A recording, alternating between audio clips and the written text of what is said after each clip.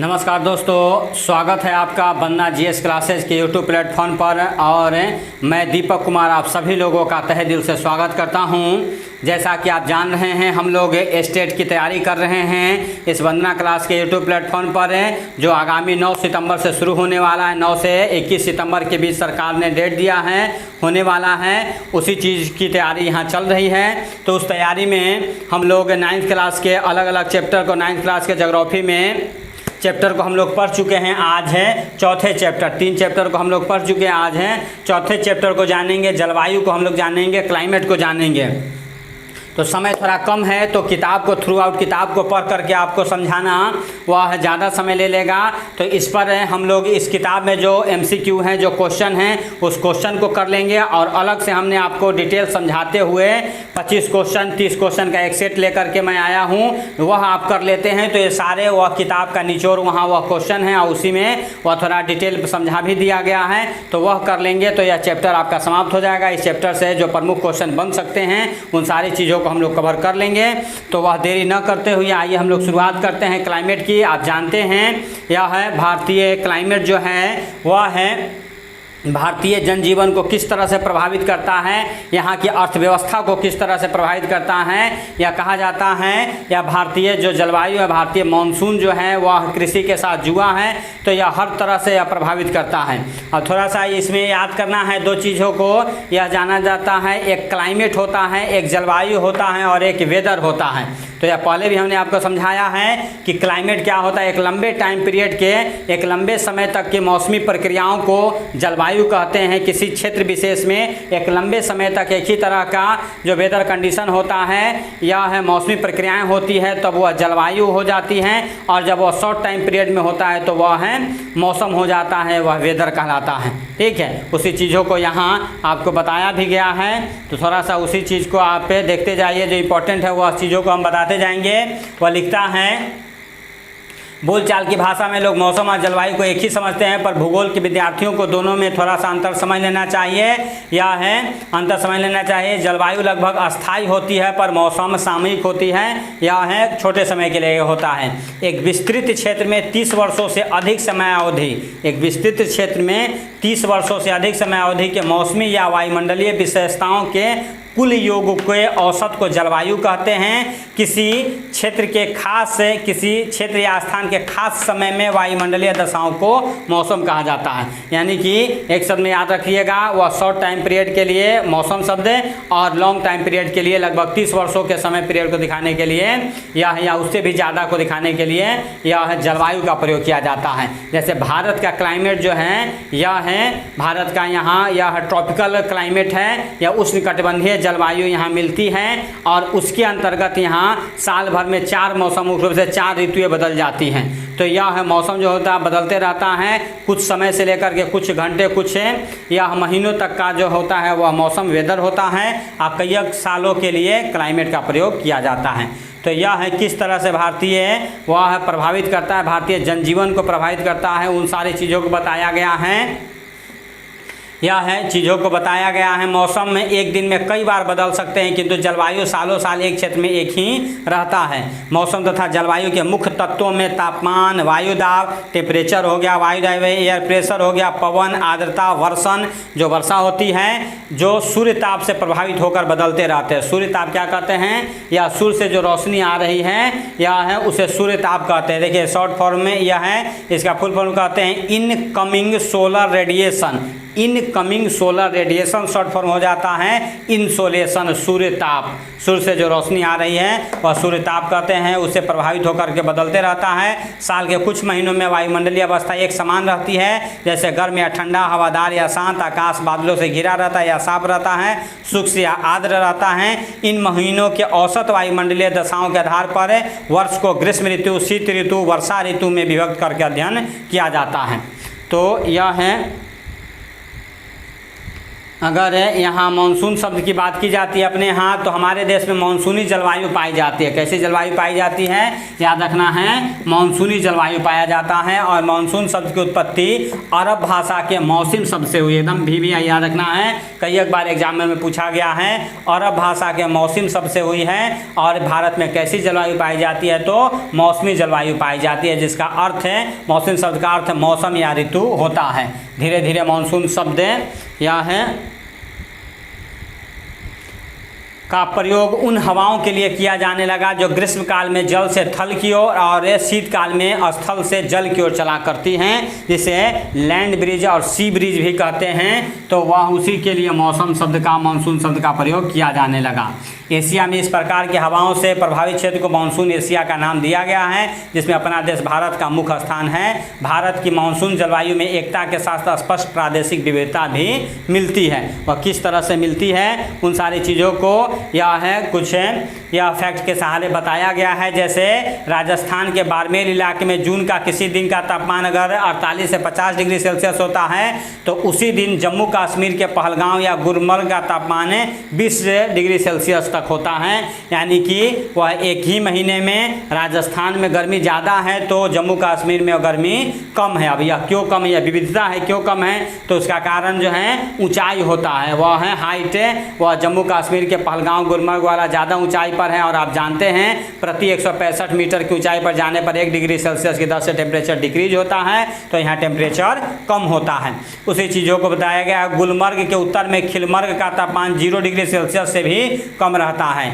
इस समय वह है समय जून सारा उत्तर भारत गर्म और शुष्क हवाओं के चपेट में रहता है, जबकि असम में इतनी वर्षा होती है, उसी समय जून महीने में वर्षा होती है कि ब्रह्मपुत्र नदी में भयंकर बाढ़ आने लगता है। और भारत के समुद्र तटीय क्षेत्र में तापमान मतलब बराबर तथा स्थल के मध्य में विषम पाया जाता है। तो ये सभी दैनिक विभिन्नताएं जो हैं वह भारत में पाई जाती हैं। तो यह मौसमी विविधताओं के वह कारण यहाँ भारत में हर तरह की मौसमी विविधताएं मिलती है, हर तरह के मौसम मिलते हैं। उन्हीं सारी चीज़ों को यहाँ बताया गया है। थोड़ा डिटेल में आप किताब पढ़ेंगे, लेकिन चूँकि स्टेट की हम लोग तैयारी कर रहे हैं तो यह टाइम कम है, तो थोड़ा सा हम लोग तेज़ी से बढ़ेंगे और MCQ को ज़्यादा पकड़ना कोशिश करेंगे कि आप मुख्य यहाँ से क्वेश्चन निकल करके आ सकती हैं।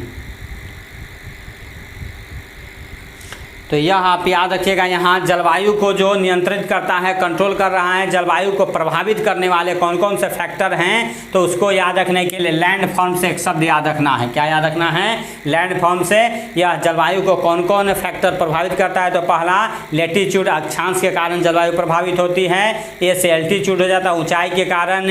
यह नियरेस्ट टू द यह सी के कारण होता है, डायरेक्शन ऑफ विंड के कारण होता है। इन सब के कारण जो है जलवायु प्रभावित होता है, मौसम प्रभावित होता है। कैसे होता है, थोड़ा सा आप या जलवायु को नियंत्रित करने वाले कारक कैसे हैं यह समझ लीजिए। जैसे अगर अक्षांश की बात करें तो आप जानते हैं ग्लोब आप पर थे या 0 डिग्री लेटीट्यूड लाइन अक्षांश रेखाएं कहलाती है, जो पूर्व से पश्चिम खींची जाती हैं। तो यह अक्षांश रेखाएं अगर आप 0 डिग्री से या नॉर्थ की ओर बढ़ते हैं, 90 डिग्री नॉर्थ की ओर बढ़ते हैं या 90 डिग्री साउथ की ओर बढ़ते हैं, तो यह है अक्षांश के आधार पर आपको यह है जलवायु परिवर्तन देखने को मिलता है। जैसे अगर कहा जाए कि 0 डिग्री के आसपास है तो यहाँ गर्मी ज़्यादा होगा, लेकिन वही कोई अगर 60 डिग्री के पास है, 60 डिग्री अक्षांश के पास है, तो 0 डिग्री की अपेक्षा यहाँ टेम्परेचर कम होगा, 90 डिग्री पर बिल्कुल कम होगा। बर्फ जमा हुआ रहता है आर्कटिक और अंटार्कटिका पर। तो यह है लेटीट्यूड भी जो है टेम्परेचर को प्रभावित करती है। दूसरा एल्टीट्यूड, ऊंचाई की बात करें, अब देखिए एक ही वह है, यह है एक ही अक्षांश पर हम हैं। यह 23.5 डिग्री मान लिया जाए, भारत से बीचों बीच से जो गुजरती है 23.5 डिग्री नॉर्थ लेटीट्यूड लाइन यहाँ है। यहाँ 2 स्थान है, यह है, और एक जो है वह ज़्यादा ऊंचाई पर है, कम ऊंचाई पर है। यानी कि अगर यह बात करें एगो नेपाल, यहाँ माउंट एवरेस्ट जो है 8,850 मीटर पर है, वह लेटीट्यूड एक ही है, लेकिन यह ज़्यादा ऊंचाई पर है और एक कम ऊंचाई पर है। तो कहाँ ज़्यादा टेम्परेचर होगा, कहाँ कम टेम्परेचर होगा, तो जो कम ऊंचाई पर है वहाँ ज़्यादा टेम्परेचर होगा, और जो ज़्यादा ऊंचाई पर है धरती से वहाँ कम टेम्परेचर होगा। क्यों, क्योंकि ऊंचाई के साथ टेम्परेचर डिक्रीज होता है। प्रति 165 मीटर पर 1 डिग्री सेल्सियस की दर से टेम्परेचर डिक्रीज करता है, जिसे लैप्स रेट कहा जाता है, normal lapse rate of temperature कहा जाता है। तो डिटेल में आपको इसे पढ़ाऊंगा, क्लाइमेट, इंडिया का क्लाइमेट डिटेल रूप से पढ़ाऊंगा, लेकिन यहाँ आप हम लोग थोड़ा तेज़ी से आगे बढ़ेंगे, स्टेट को ध्यान में रख करके क्या इंपॉर्टेंट किताब में बातें हैं उसको देख लेंगे। तो यह है समुद्र से निकटता भी, समुद्र से दूर और समुद्र से नज़दीक होता है, तो वह है टेम्परेचर वहाँ प्रभावित होता है। जैसे समझ लीजिए यह है अपना भारत हो गया। तो यहाँ जो है अगर यह पटना यहाँ है या दिल्ली हो जाता है तो पटना या दिल्ली जो होता है यह अरब सागर हो गया, यह भाग वाला अरब सागर हो गया, यह दूर है। या इधर बंगाल की खाड़ी BOB होता है तो इससे यह दूर है। तो यहाँ दूर है तो यह पटना या दिल्ली में टेम्परेचर गर्मी के दिनों में बढ़ने लगता है तो बहुत ज़्यादा बढ़ जाता है, और जाड़े के दिनों में घटता भी है तो बहुत ज़्यादा घट जाता है। लेकिन यही समुद्र के निकट वाला भाग जो महाराष्ट्र है, या महाराष्ट्र में न ज़्यादा टेम्परेचर बढ़ता है और न ज़्यादा घटता है, एक समान टेम्परेचर बना हुआ रहता है। एक चादर से पूरे साल आप महाराष्ट्र में मुंबई में रह सकते हैं, लेकिन पटना में आप सालों भर एक चादर से काम नहीं चलेगा। गर्मी के दिनों में वह चादर की कोई ज़रूरत नहीं है, लेकिन जाड़ों में यहाँ वह चादरों की जरूरत आपको पड़ जाएगी। तो यह उसका कारण क्या है? समुद्र से दूरी। तो स्थलीय भाग जो समुद्र से दूर होगा, नज़दीक होता है, वहाँ टेम्परेचर एक समान रहता है। क्यों रहता है फिर समझिए। यह इसका कारण हो जाता है, यह है कहा जाता है जो समुद्र के नज़दीकी भाग होता है तो यह जलीय भाग जो होता है, यह जल भाग है और यह स्थल भाग है। सूर्य की जो रोशनी पड़ रही है दोनों पर बराबर रूप से पड़ती है, लेकिन जल का, वाटर का एक नेचर होता है कि जल जल्दी गर्म होता है और जल्दी ठंडा होता है। यह है देर से गर्म होता है और देर से ठंडा होता है। जल जो है देर से या गर्म और ठंडा हो रहा है। स्थलीय भाग जो है जल्दी गर्म हो जाता है और जल्दी ठंडा हो जाता है। स्थल जो होता है जल्दी गर्म और जल्दी ठंडा हो जाता है। जलीय भाग देर से गर्म और देर से ठंडा हो रहा है। तो क्या होता है कि अगर यह बात करें दिन के समय यहाँ या स्थलीय भाग पर यह है जो टेम्परेचर हुआ, टेम्परेचर आया, गर्मी जो आई, या टेम्परेचर के कारण यहाँ से धरती गर्म होता है, या सूर्य से रोशनी जो आती है तो पहले धरती को गर्म करती है। धरती गर्म हो जाता है तो उससे लगा हुआ वायु गर्म हो जाता है। वायु गर्म होकर के हल्की हो जाती है, वो यानी कि उसका घनत्व डेंसिटी कम हो जाता है और हल्का होने के कारण वह ऊपर उठ जाता है। तो यह ऊपर उठ गया यानी कि यह LP की स्थिति में आ गया, लो प्रेशर आ गया। और तब तक यह है जलीय भाग जो है इसकी अपेक्षा देर से गर्म हुआ है, तो यह स्थल की अपेक्षा यह जो है HP यह है हाई प्रेशर की स्थिति में हो गया है, उच्च दाब की स्थिति में हो जाता है। तो आप हमेशा जानते हैं हवाएं जब भी चलती है तो हाई से लो की ओर चलती हैं, तो हाई प्रेशर से लो प्रेशर की ओर हवाएं यह चलने लगती हैं। तो अब यह समुद्र से हवाएं जो स्थल की ओर आने लगती हैं, तो यह समुद्र से जो हवाएं आएंगी तो अपने साथ नमी भी लेकर, ह्यूमिडिटी लेकर के आता है। तो इस भाग में स्थलीय भाग पर पहुंचता है तो यहाँ जो टेम्परेचर बढ़ रहा होता है, उधर से समुद्री भागों से जो ठंडी हवाएं आती हैं उस बढ़ते हुए टेम्परेचर को यह है कंट्रोल कर लेता है, घटा देता है। तो यहाँ दिन के समय जो टेम्परेचर बढ़ रहा था या समुद्री हवाओं के आने के कारण वो टेम्परेचर कम हो गया। तो समुद्र से या स्थल की ओर हवाएं आए तो इसे सी ब्रिज कहेंगे। क्या कहेंगे? सी ब्रिज कहेंगे। समुद्री समीर कहा जाता है। क्या कहते हैं? समुद्री समीर कहा जाता है, जिसके कारण दिन का टेम्परेचर वह है मामूली रूप से बढ़ता है, कंट्रोल हो जाता है, ज़्यादा नहीं बढ़ पाता है। रात को ठीक इसका उल्टा होता है। रात को यह स्थलीय भाग है, यह जल्दी एनर्जी को रिलीज कर दिया, जल्दी एनर्जी को रिलीज कर देता है, तो यह है HP की स्थिति में आ जाता है। जबकि यह जलीय भाग उस समय तक वह एनर्जी को रिलीज नहीं किया जाता, तो यह जो है LP की स्थिति में रहती है। तो रात में जो स्थल से जल की ओर हवाएं चलने लगती हैं तो इसे लैंड ब्रिज कहा जाता है। इसे क्या कहते हैं? लैंड ब्रिज कहते हैं। तो यहाँ भी टेम्परेचर एक समान इसके कारण बना हुआ रहता है। तो यह तटीय भागों में, समुद्र तटीय भागों में न ज़्यादा टेम्परेचर बढ़ता है न ज़्यादा घटता है, एक समान बना हुआ रहता है। एकदम बिल्कुल याद रखेंगे। यही कारण है कि वह है तटीय भागों में लोग घूमने के लिए भी जाना पसंद करते हैं। वह गर्मी के समय में अलग अलग भागों में यह लोग तटीय भागों की ओर जाना पसंद करते हैं, क्योंकि न ज़्यादा वहाँ जाड़े में टेम्परेचर बढ़ता है न ज़्यादा घटता है। लेकिन यही दिल्ली वह समुद्र से जो दूर होगा, पटना जो होगा, यहाँ दिन के समय बहुत ज़्यादा टेम्परेचर बढ़ेगा, रात में वह घटेगा। मौसम के अनुसार वह घटे और बढ़ेगा, तो बढ़ेगा भी तो बहुत ज़्यादा बढ़ जाएगा, घटेगा भी तो बहुत ज़्यादा घट जाएगा, क्योंकि समुद्र से यह दूर होता है। क्लियर बात समझ में आपको आ रही है? यह है आप समझ सकते हैं। मतलब कि यहाँ जो है वह एक बात कर दिया जाता है कि यहाँ जो है बॉलीवुड जो है वह तटीय भागों पर, जैसे अपने यहाँ या बॉलीवुड यहाँ महाराष्ट्र मुंबई में हो जाता है, वह है अमेरिका में लॉस एंजलिस ये सब जो हो जाता है, या है वहाँ हॉलीवुड हो जाता है। तो यहाँ जो है वह है फिल्मों की शूटिंग होती है, क्योंकि यहाँ टेम्परेचर एक समान रहता है। कहने का मतलब कि यहाँ एक टेम्परेचर समान है, तो यहाँ ऐश्वर्या राय जो मेकअप करती है, लिपस्टिक लगाएगी, वह ज़्यादा देर तक चलेगी। चलेगा क्योंकि टेम्परेचर एक समान है। वही जो है पटना में मौसमी चटर्जी यहाँ मेकअप करेगी, उसका जल्दी चटचट आ जाएगा क्योंकि वह गर्मी है, तुरंत यह है निकल जाता है। तो यह है अंतर होता है, यह क्लाइमेट का अंतर होता है। तो यह है डायरेक्शन ऑफ है, यह है नियरेस्ट ऑफ है, सी के कारण होता है, समुद्र की निकटता के कारण होता है। डायरेक्शन ऑफ विंड के कारण भी वह टेम्परेचर प्रभावित होता है। फॉरेस्ट वन जो है वह हवाओं को या वर्षा को अपनी ओर खींचती है, उसके कारण ओशियन करंट भी वह है ठंडी वह भाग से चलेगी, जिधर जाएंगे वह ठंडा कर देंगे, गर्म भागों से ओशियन करंट चलेगा और जिधर जाएगा उसे गर्म कर देता है समुद्री पानी को। तो अभी रेनफॉल वर्षा भी प्रभावित करता है। तो आपको याद रखना है लैंड फॉर्म्स, या भी याद रखना है, यह प्रभावित करने वाले कारक हैं। माउंटेन पहाड़ पर्वत, या पर्वत किस तरह से प्रभावित करता है। देखिए यह पर्वत जो है हिमालय जो उत्तर से आने वाली ठंडी हवाओं को रोक करके भारत में ज़्यादा ठंडा नहीं होने देता, साइबेरियाई क्षेत्रों से आती हैं और इधर से साउथ वेस्ट मानसून को रोक करके भारत में वर्षा कराता है। तो यह पर्वत भी प्रभावित करते हैं, या मिट्टी भी प्रभावित करता है। यह है कंकरी पथरीली मिट्टी जो है जल्दी गर्म हो जाती है, ज़्यादा टेम्परेचर हो जाएगा, रात में वह है जल्दी ठंडा हो जाता है, वह ठंडा हो जाएगा। लेकिन चिकनी मिट्टी है सब जो है देर से गर्म देर से ठंडा होता है, एक समान टेम्परेचर बनाए रखता है। तो यह मिट्टी भी प्रभावित करती है। उन्हीं सारी चीज़ों को यहाँ डिटेल समझाया गया है।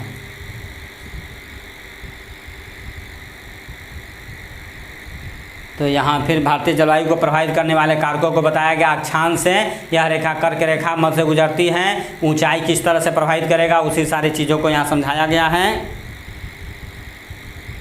वायु दाब और पवन किस तरह से प्रभावित करता है, जल और स्थल का वितरण भी प्रभावित करता है। एल नीनो जो है शब्द याद रखिएगा, थोड़ा यहाँ से एक दो क्वेश्चन आपसे बार बार पूछ लिए जाते हैं, यह है आप शब्द याद रखिएगा।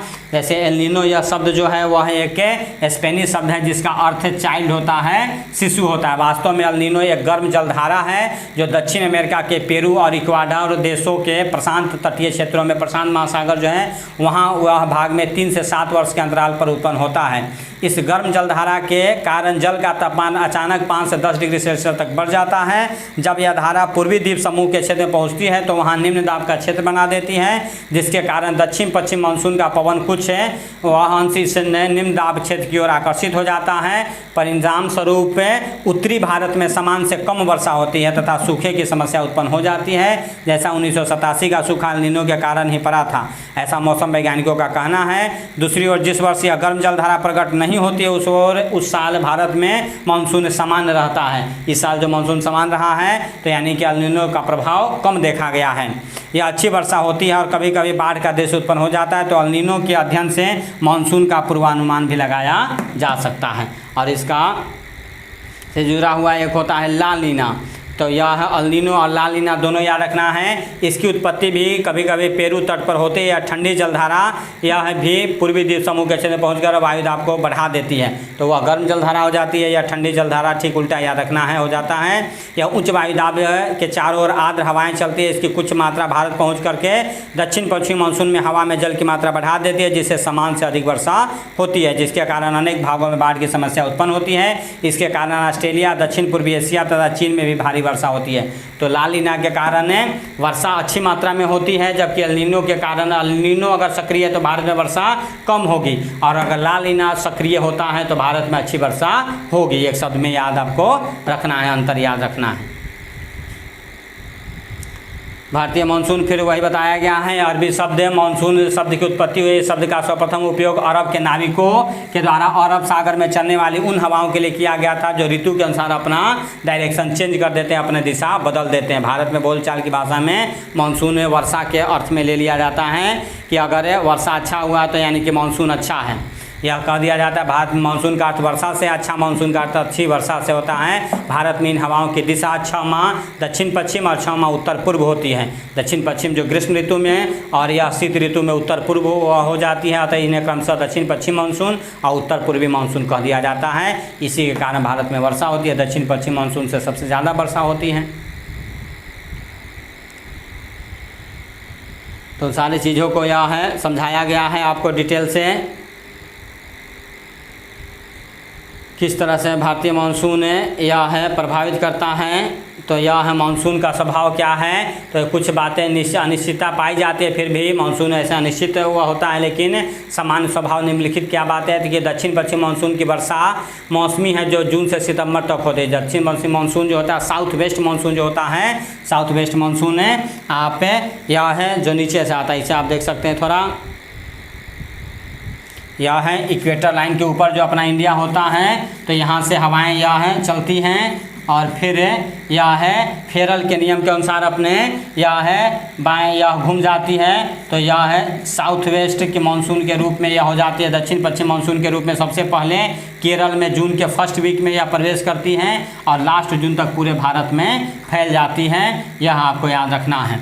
तो यह है साउथ वेस्ट मानसून कहलाता है या दक्षिण पश्चिम मानसून कहलाता है, इसे आपको याद रखना है।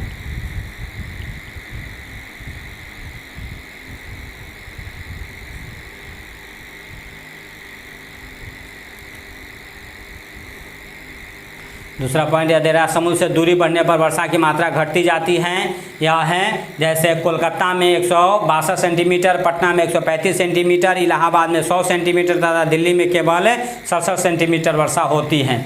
मानसून वर्षा भू आकृति द्वारा नियंत्रित होती है। गर्मी में वर्षा मूसलाधार होती है जिससे पानी का बहाव बढ़ जाता है, मृदा अपरदन की गति तेज हो जाती है, कई क्षेत्र बाढ़ के चपेट में आ जाते हैं। भारत की कृषि प्रधान अर्थव्यवस्था में मानसून का महत्वपूर्ण योगदान है। मानसूनी वर्षा का भारत में वितरण भी असमान है, जो औसत 12 सेंटीमीटर से 1180 सेंटीमीटर के बीच पाया जाता है।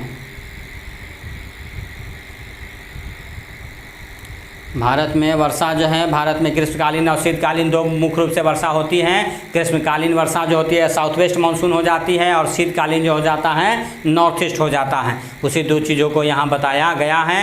सबसे ज़्यादा वर्षा वाला स्थान मौसिनराम हो जाता है जो मेघालय के अंतर्गत हो जाता है।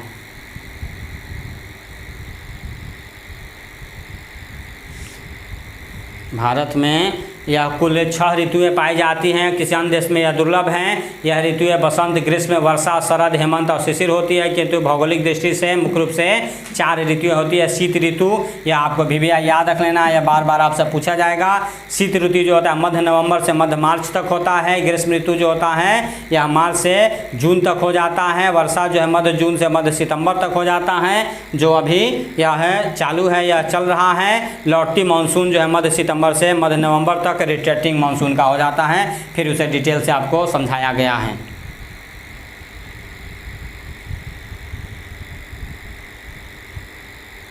तो हम लोग इसे को डिटेल से या पढ़ेंगे। अभी आप यह मुख्य रूप से इन सारे चीज़ों को ध्यान रखिए, इसके ऑब्जेक्टिव को हम लोग निकाल करके या पढ़ लेंगे, इसे समझ लेंगे।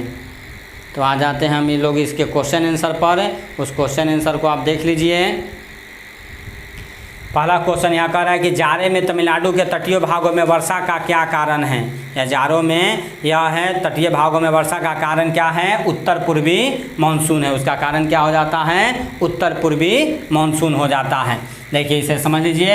यह है अगर भारत की बात करें तो यह तमिलनाडु जो यह कोरोमंडल तट कहलाता है, तो यह रिट्रेटिंग मानसून होता है, जो यह उत्तर पूर्वी मानसून भी कहलाता है, रिट्रेटिंग मानसून कहलाता है। बंगाल की खाड़ी से BOB से यह है जल की मात्रा लेती है और इसे के तटीय भागों पर तमिलनाडु में वर्षा करती है। तो आपसे बार बार पूछा जाएगा कि भारत में कौन सा राज्य है जहाँ जाड़ों में ज़्यादा वर्षा होती है, तो तमिलनाडु होती है। और वह वर्षा कैसी वर्षा होती है, कौन सी वर्षा कहलाती है, तो वह है नॉर्थ ईस्ट मानसून कहलाता है। क्या कहलाता है, नॉर्थ ईस्ट मानसून कहलाता है, उत्तर पूर्वी मानसून कहलाता है, या इसी को रिट्रेटिंग मानसून कह देते हैं, लौटती हुई मानसून कह देते हैं कि भारत से मानसून लौटता रहता है। तो यह याद रखिए। दूसरा क्वेश्चन कह रहा है कि दक्षिण भारत के संदर्भ में कौन सा कथन तथ्य गलत है। दक्षिण साउथ इंडिया आप जानते हैं यह विंध्याचल के नीचे वाला भाग साउथ इंडिया कहलाता है, तो इसके संबंध में कौन सा गलत बात है, तो दैनिक तापांतर वहाँ कम होता है। नहीं, दैनिक तापांतर वहाँ दिन है। दैनिक तापांतर किसे कहते हैं, दिन और रात के टेम्परेचर के डिफरेंस को तापांतर कहते हैं, ड्यूनर रेंज कहते हैं। तो दैनिक तापांतर क्या यहाँ कम होता है, नहीं, यहाँ एक समान रहता है। वार्षिक तापांतर यहाँ कम होता है, नहीं, यहाँ भी लगभग एक समान रहता है, क्योंकि समुद्र के निकट है। तो समुद्र के निकट है तो वह रात दिन के टेम्परेचर में डिफरेंस बहुत कम होता है, वह है बहुत कम होता है।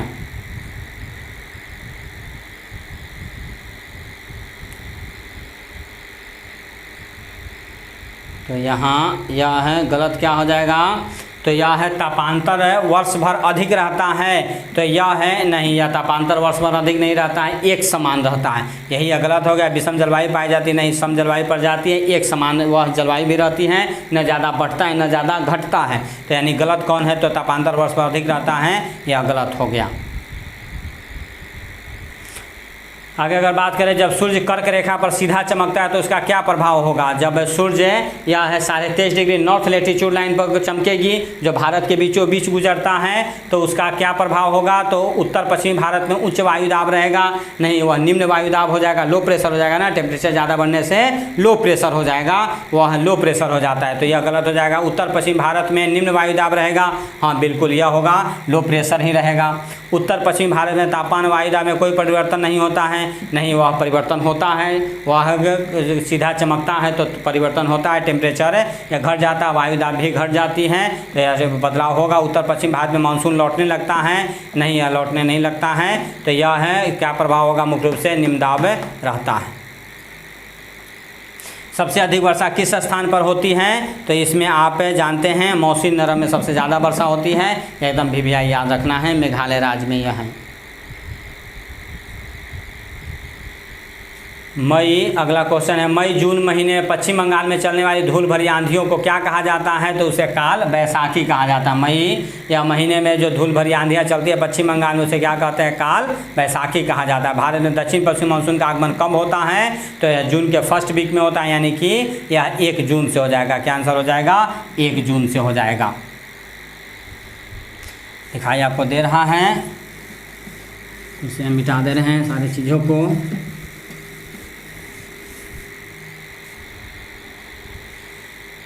अगला क्वेश्चन है, जाड़े में सबसे ज़्यादा ठंड कहाँ पड़ता है, तो जाड़े में सबसे ज़्यादा ठंड कहाँ पड़ेगा, गुलमर्ग है, पहलगांव है, खिलमर्ग है, जम्मू है, तो यह खिलमर्ग है, यह हमें ज़्यादा पड़ेगा, तो सबसे ज़्यादा ठंडा खिलमर्ग में पड़ेगा। यह है आप जानते हैं, वह है पर्वतीय क्षेत्रों में ऊंचाई वाले भागों में घास के मैदान को मर्ग कहा जाता है, यह हम लोग पढ़े थे। पर्वतीय क्षेत्रों में मध्य हिमालय के अंतर्गत जो पर्वतीय क्षेत्र मिलते हैं, वहाँ घास के जो ग्रासलैंड मिलते हैं उसे मर्ग कहा जाता है। तो जम्मू कश्मीर में जैसे नाम हो जाता है गुलमर्ग हो जाता है, खिलमर्ग हो जाता है, तो गुलमर्ग के बजाय खिलमर्ग और ज़्यादा ऊंचाई पर होता है, तो ठंडा ज़्यादा कहाँ पड़ेगा, खिलमर्ग में पड़ेगा।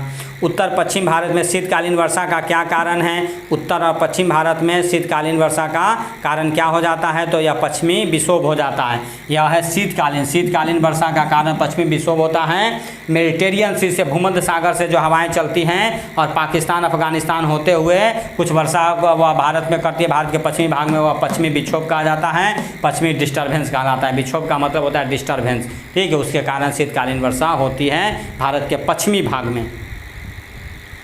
यही शीतकालीन वर्षा जब तमिलनाडु में होगा तो उसका कारण है नॉर्थ ईस्ट मानसून हो जाएगा, उत्तर पूर्वी वह हो जाएगा वहाँ आंसर।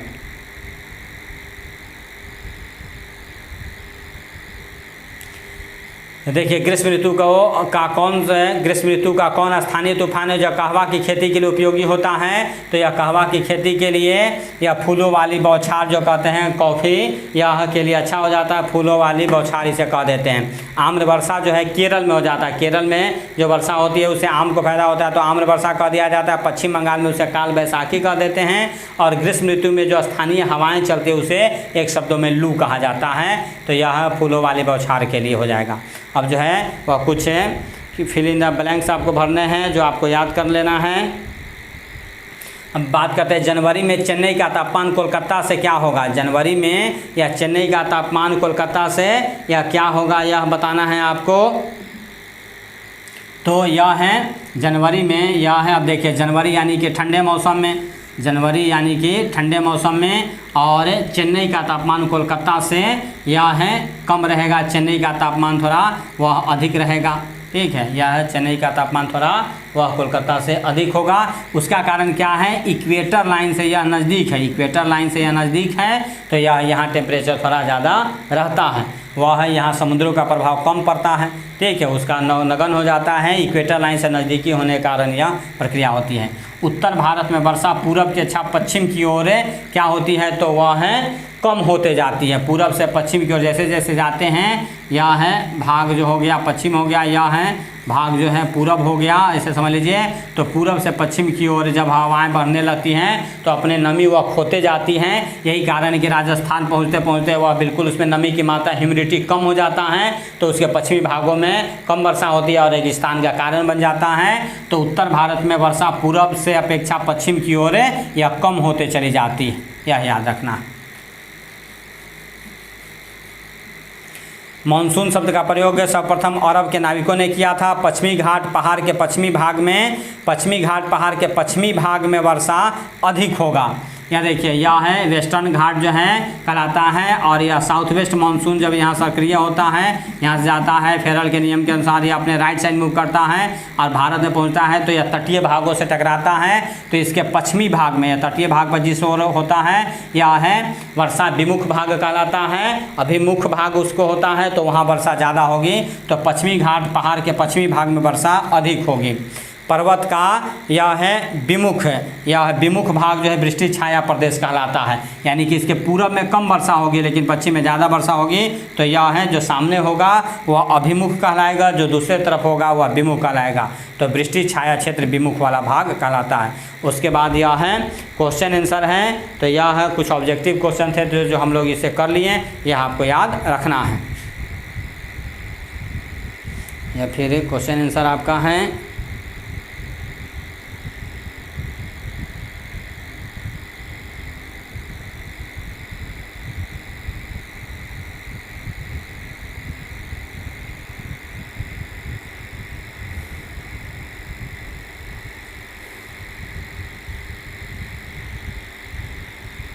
देखिए, हम लोग इस पर आपको यह है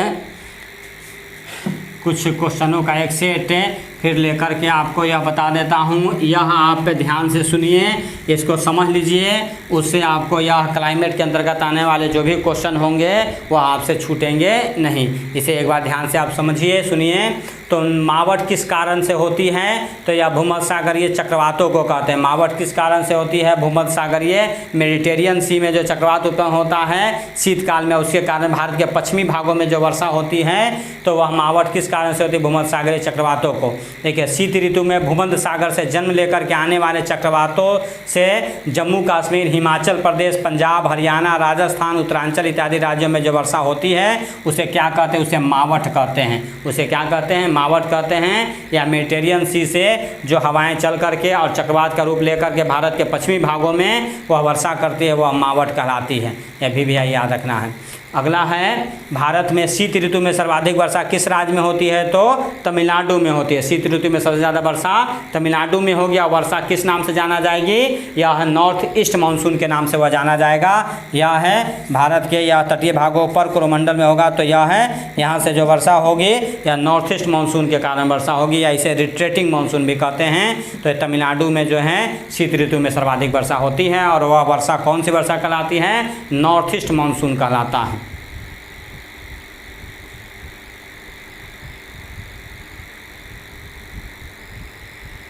आगे अगर बात करें तो भारत में कुल वार्षिक वर्षा का सर्वाधिक भाग लगभग 90% किस ऋतु में प्राप्त होता है? तो वह दक्षिण पश्चिमी मानसून से प्राप्त होता है। या वार्षिक वर्षा का सर्वाधिक भाग 90% किस ऋतु में प्राप्त होता है? या दक्षिण पश्चिम मानसून से प्राप्त होता है। ठीक है। और यह ग्रीष्म ऋतु उस समय रहता है, ग्रीष्म ऋतु में होता है, और दक्षिण पश्चिम साउथ वेस्ट मानसून से होता है। यहाँ से जो केरल से जो हवाएँ चलती हैं और प्रवेश करती है, इससे ज़्यादा वर्षा होती है।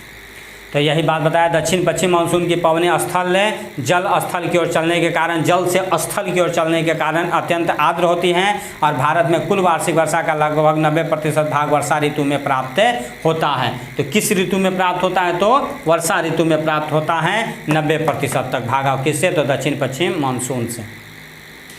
मानसून का प्रत्यावर्तन यानी रिट्रेटिंग काल कहते हैं, रिट्रेटिंग मानसून कहते हैं, लौटती हुई मानसून कहते हैं का वह समय क्या होता है? तो वह मध्य सितंबर से दिसंबर तक का होता है। मध्य सितंबर से यह वर्षा ऋतु समाप्त होने लगती है, यानी रिट्रेटिंग मानसून की शुरुआत हो जाती है। तो शरद ऋतु की अवधि मध्य सितंबर से दिसंबर तक रहती है। यह मानसून के प्रत्यावर्तन का काल, मतलब लौटने का काल होता है, रिट्रेटिंग मानसून कहते हैं। तो भी याद रखना है, मध्य सितंबर से या मध्य दिसंबर के बीच होता है, दिसंबर तक होता है।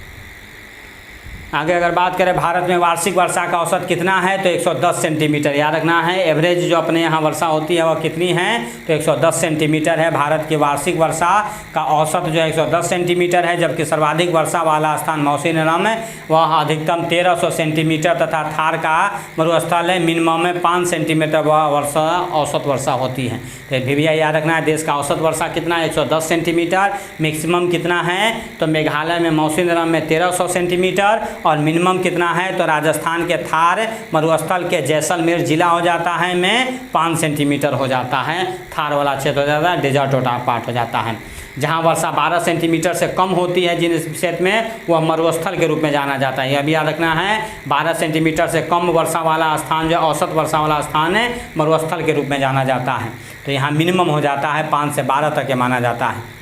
अगला क्वेश्चन है, यदि भूमध्य रेखा भारत के मध्य से गुजरती है, भूमध्य रेखा बीचों बीच जैसे कर्क रेखा गुजर रही है, अगर इक्वेटर लाइन जो है मध्य से गुजरती है तो भारत की जलवायु कैसी हो जाएगी, तो उष्ण और आर्द्र हो जाएगी, गर्म होगी और उसमें नमी की मात्रा ज़्यादा होगा, क्योंकि टेम्परेचर के कारण हवाएं ऊपर जाएंगी, या वाष्पीकरण ज़्यादा होगा और वह बादल बन करके वह नीचे बरसेगा। यही कारण है कि इक्वेटर लाइन पर रोज़ शाम को 4 बजे के बाद बारिश होती है, क्योंकि टेम्परेचर वहाँ ज़्यादा होता है, तो वाष्पीकरण ज़्यादा होता है, ऊपर जाकर कंडेंसर प्रोसेस होता है, बादल बनता है और बूंदों के रूप में गिरता है।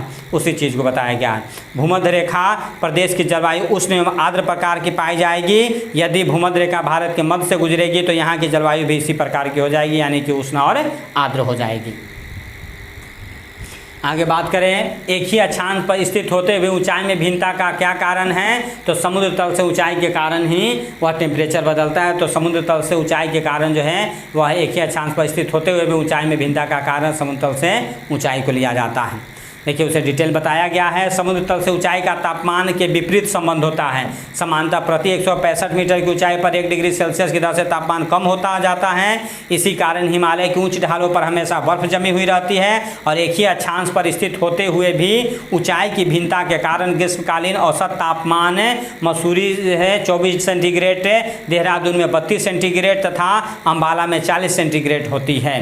तो यह है वह ऊंचाई जो है प्रभावित करता है। मैं बार बार बताया कि यह है इक्वेटर लाइन पर ही स्थित होगा, लेकिन ज़्यादा ऊंचाई पर हुआ होगा तो वहाँ टेम्परेचर कम होगा, और कम ऊंचाई पर होगा तो वहाँ टेम्परेचर ज़्यादा होगा। तो यह है कारण, वह है एल्टीट्यूड के कारण होता है, ऊंचाई के कारण जो है एक ही अक्षांश पर होते हुए भी टेम्परेचर अलग अलग होता है।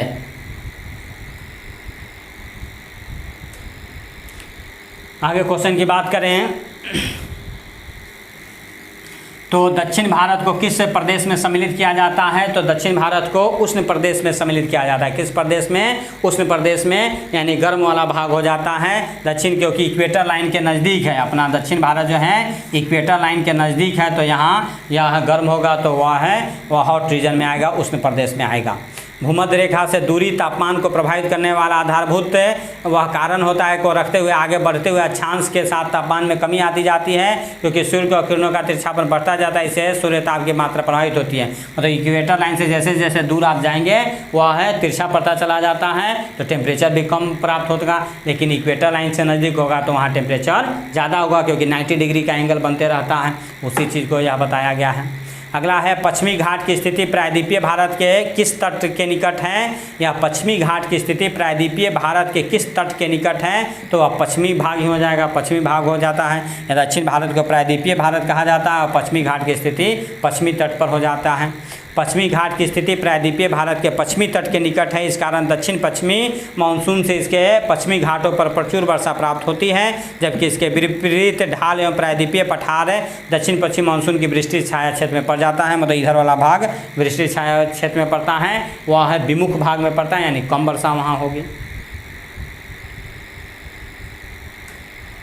आगे अगर बात करें तो पश्चिमी राजस्थान में शुष्कता का कारण क्या है, अरावली श्रेणी की स्थिति। यह अरावली श्रेणी जो होता है जिसके कारण यह हवाओं को रोक नहीं पाता, साउथ वेस्ट मानसून को रोक नहीं पाता है, जो ये आगे बढ़ती हैं और डायरेक्ट वो आगे निकल जाती है, जाकर के हिमालय से वह टकराती हैं। यह है भाग में धर्मशाला में ज़्यादा बारिश होती है, तो पश्चिमी राजस्थान में शुष्कता का कारण अरावली पर्वत की स्थिति है। हिमालय पर्वत की स्थिति एवं दिशा के कारण ही भारत की जलवायु सम है। हिमालय साइबेरियाई ठंडी हवाओं से हमारे देश की रक्षा करता है। ग्रीष्मकालीन मानसून को रोककर भारत में वर्षा करने के लिए बाध्य करता है। जबकि पश्चिमी राजस्थान में शुष्कता का कारण यह भी है कि अरावली श्रेणी की दिशा दक्षिण पश्चिम मानसून के पैरेलल हो जाती है, समानांतर हो जाती है। अतः यह पवनों के मार्ग में अवरोध उत्पन्न नहीं करती और हवाएं निकल जाती है, इसलिए वर्षा नहीं होती है। एक वर्षा जो होता है ओरोग्राफिक रेन कहते हैं, उसे पर्वतीय वर्षा कहते हैं। वर्षा 3 तरह का होता है, एक ओरोग्राफिक रेन पर्वतीय वर्षा कहलाता है, एक साइक्लोनिक रेन चक्रवातीय वर्षा हो जाता है, और एक यह ओरोग्राफिक रेन के रूप में वह माना जाता है। तो देखिए ओरोग्राफिक रेन की अगर बात करें तो जैसे हवाएं अगर ऐसे आगे बढ़ रही हैं और बीच में कोई पर्वतीय भाग आ जाता है तो इसके कारण हवाएं धीरे धीरे ऊपर उठती हैं, और ऊपर उठ करके जैसे जैसे ऊपर जाती हैं वह है उनका टेम्परेचर कम होता जाता है, क्योंकि वह फैलते चले जाते हैं, टेम्परेचर कम हो जाता है, एनर्जी को रिलीज कर देता है। तो यहाँ जो ऊपर जाने पर यह कंडेंसन की प्रक्रिया हो जाती है। क्या होता है? ऊपर जाने पर कंडेंसन प्रोसेस होता है, संघनन की प्रक्रिया होती है, जिसके कारण बादल बनता है और बादल फिर वह है बूंदों के रूप में गिरने लगता है। तो पर्वत के इस तरफ जो है सामने वाला भाग में ज़्यादा वर्षा होती है, दूसरे तरफ वाले भाग में कम वर्षा होती है। ठीक है, तो यह पवनों के भाग में अवरोध है, लेकिन यह कंडीशन जो है यहाँ अरावली पर्वत उत्पन्न नहीं कर पाता है, यह हिमालय उत्पन्न कर रहा है। तो दक्षिण पश्चिम मानसून के कारण भारत में वर्षा हो रही है, ठीक उसके सामने पड़ता है, लेकिन वह है पैरेलल हो जाता है, तो हवाएं निकल जाती हैं। तो यही कारण है कि वह राजस्थान के पश्चिमी भागों में मरुस्थल वाला भाग है। यह पूरे विश्व में जो कोई भी महाद्वीप के पश्चिमी भाग में ही मरुस्थल पाए जाते हैं। ठीक है, यह याद रखना है, उसके पश्चिमी भाग में ही मरुस्थल पाए जाते हैं, चाहे वह भारत में हो चाहे जहाँ भी। आप देखिएगा जो भी मरुस्थल होंगे उस देश के वेस्टर्न साइड में ही मरुस्थल पाए जाते हैं। तो आगे बढ़ रहे हैं। ग्रीष्मकालीन मानसून हिंद महासागर से चलने के कारण उष्ण और आर्द्र होता है। यह है हिंद महासागर से आता है तो अपने साथ नमी लेकर के भी आता है। इक्वेटर लाइन के पास से आ रहा है तो गर्मी भी उसके साथ होती है, मतलब उष्ण और आर्द्र दोनों होता है। पवनें अपने उत्पत्ति के स्थान से एवं मार्ग के गुण लाते हैं। ग्रीष्मकालीन मानसून हिंद महासागर से चलने के कारण उष्ण और आर्द्र होते हैं, अतः वर्षा करते हैं। और शरदकालीन मानसून स्थलीय एवं शीत से आते हैं, अतः यह सामान्य शीत और शुष्कता लाते हैं। तो यह है, आपको याद रखना है। आगे अगर बात करें भारत में शीत ऋतु संबंधित विशेषता क्या है,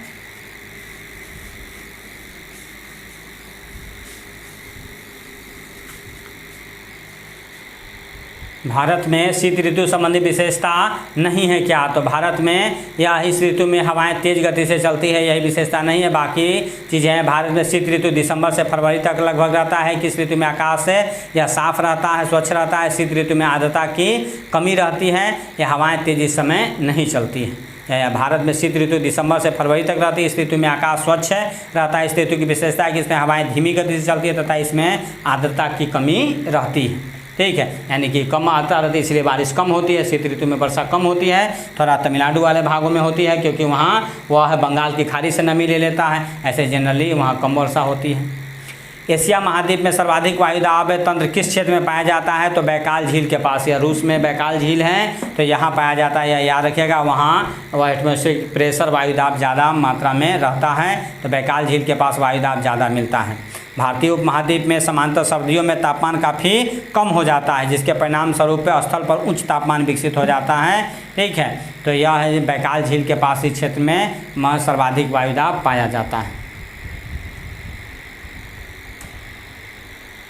अगला है शीत ऋतु में पवनें मैदानी भाग को पार करने के बाद यह पवनें किस दिशा से चलने लगती है? शीत ऋतु में पवनें मैदानी भाग को पार करने के बाद पवनें किस दिशा में चलने लगती हैं? तो उत्तर दक्षिण दिशा में यह चलने लगती है, उत्तर पूर्वी दिशा में चलने लगती है। यह वाला भाग जो हो जाता है, यह है जो उत्तर पूर्वी मानसून है, नॉर्थ ईस्ट कहलाता है, जिसके कारण भारत के तटीय क्षेत्रों पर तमिलनाडु ऐसे वाले भागों में वर्षा होती है। यह है कोरोमंडल तट पर होती है, तो यह उत्तर पूर्वी हो जाएगी।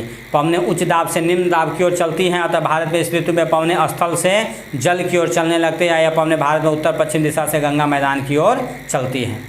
शीतकालीन मानसून वर्षा किस राज्य में होती है? तो शीतकालीन मानसून वर्षा यह किस राज्य में नहीं होती है? नहीं पूछ रहा है, तो महाराष्ट्र में नहीं होती है, पश्चिमी विक्षोभ के कारण यह नहीं हो पाती हैं। ठीक है, बाकी इन सब राज्यों में होती है। देखिए, स्थल से जल की ओर चलने के कारण इस ऋतु में पवनें अधिकांशतः शुष्क होती है। परिणामतः स्वरूप इन पवनों से भारत में बहुत कम वर्षा होती है। इस ऋतु में भूमध्य सागर से जन्म लेकर के आने वाली चक्रवात से थोड़ी बहुत वृष्टि जम्मू कश्मीर, हिमाचल प्रदेश, पंजाब, हरियाणा, उत्तराखंड उत्तराखंड, वह राजस्थान तथा उत्तर प्रदेश वाले भागों में होती है। महाराष्ट्र में नहीं होती है। तो शीतकालीन मानसून वर्षा यह है किस राज्य में नहीं होती, तो महाराष्ट्र में नहीं होती है। और उधर पश्चिमी भाग में जो होती है तो वह भूमध्य सागर से चलने वाली चक्रवातों के कारण होती है।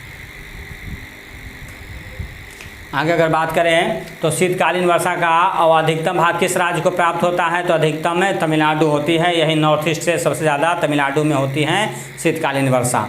बंगाल की खाड़ी की पर चलने वाले पवने पुनः आर्द्रता ग्रहण कर लेते हैं। इसका लाभ तमिलनाडु की शीतकालीन वर्षा के रूप में मिलता है। तो शीतकालीन वर्षा का अधिकतम भाग तमिलनाडु को प्राप्त होता है।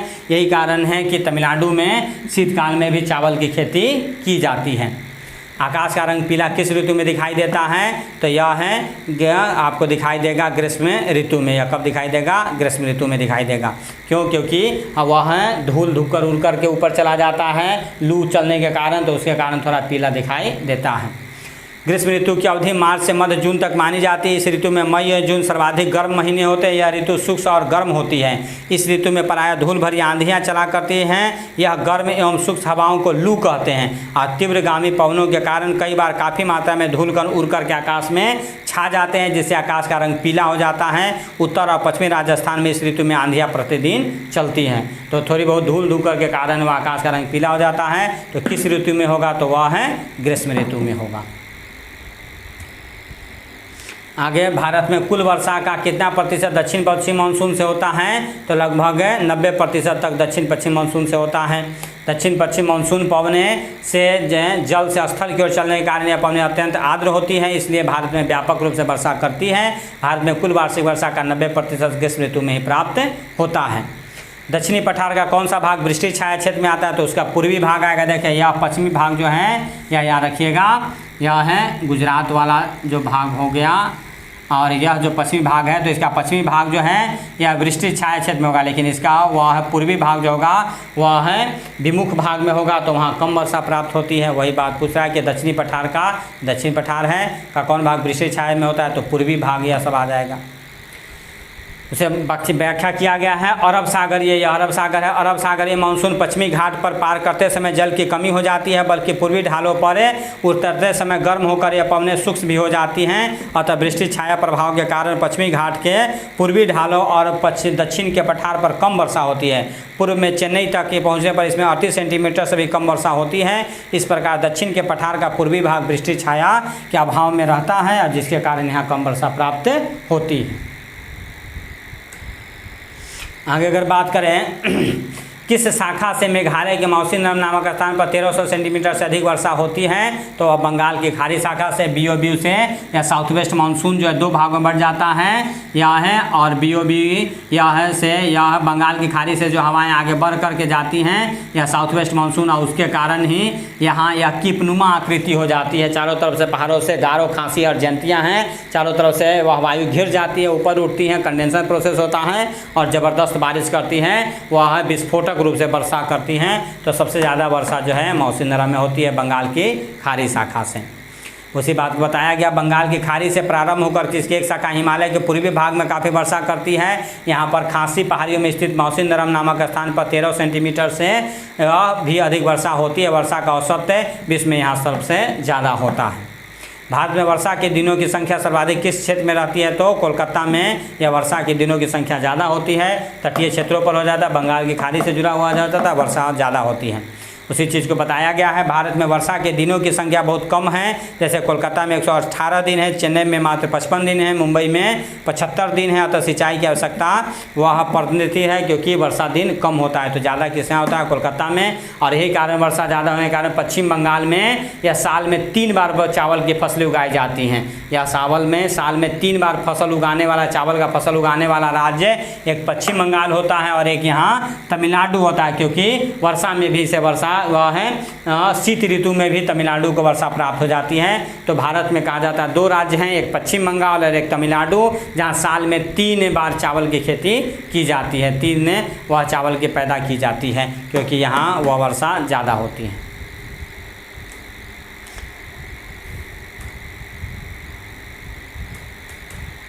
तो आज है यह है इसके अंतर्गत यह है इतना जो है जलवायु से संबंधित आपको यह है 21 क्वेश्चन का सेट था। हम लोग किताब के भी क्वेश्चन के सेट को देखे, किताब को एक थोड़ा बार है एक रिवीजन किए। तो इतना अगर आप कर लेते हैं बार बारी से, एक बार फिर से वह है करके देख लीजिए, एक बार फिर से इसे देख लीजिए, समझ लीजिए, सारा व्याख्या भी कर दिया गया है, समझा दिया गया है। वीडियो को एक बार फिर से चला करके देख लीजिए तो आपको सारी बातें समझ में आ जाएंगी। इतना अगर आप कर लेते हैं तो इस स्टेट के लिए यह बहुत ही पर्याप्त है। यह इस स्टेट के लिए बहुत ज़्यादा सामग्री है। जलवायु से अगर क्वेश्चन आता है तो छूटने वाला नहीं है। तो आज के लिए इस वीडियो में इतना ही। जय हिंद, जय भारत।